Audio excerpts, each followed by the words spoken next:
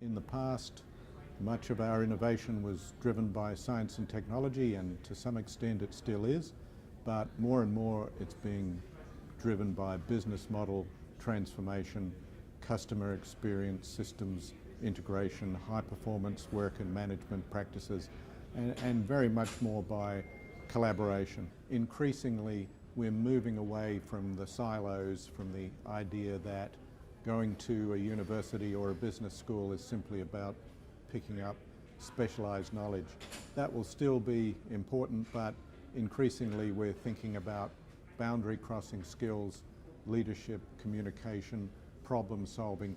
These are the kind of unique attributes that will separate graduates from skills that are increasingly becoming commoditized. And once skills become commoditized, they can be offshored, they can be automated, they can be undercut.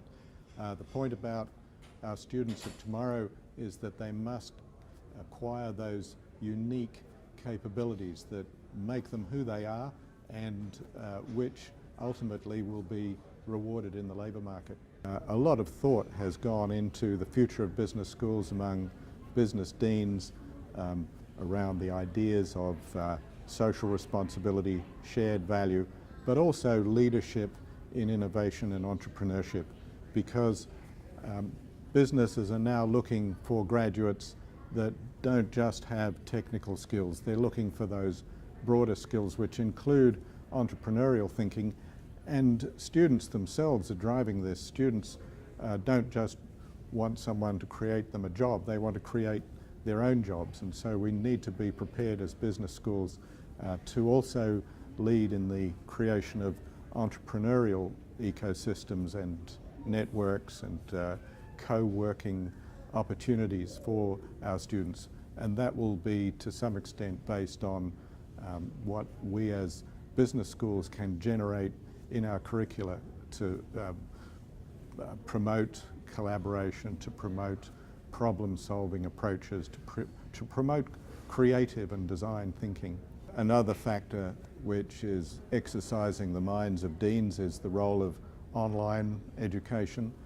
We've seen the rise and possibly to some extent the falling back of MOOCs, the massive open online courses.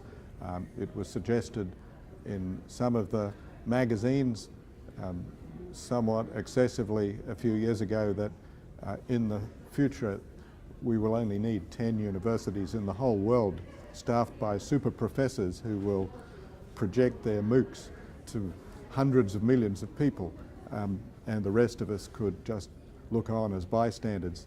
I think that impression has now been left behind as we become a little bit more realistic about MOOCs. We try to understand the business model.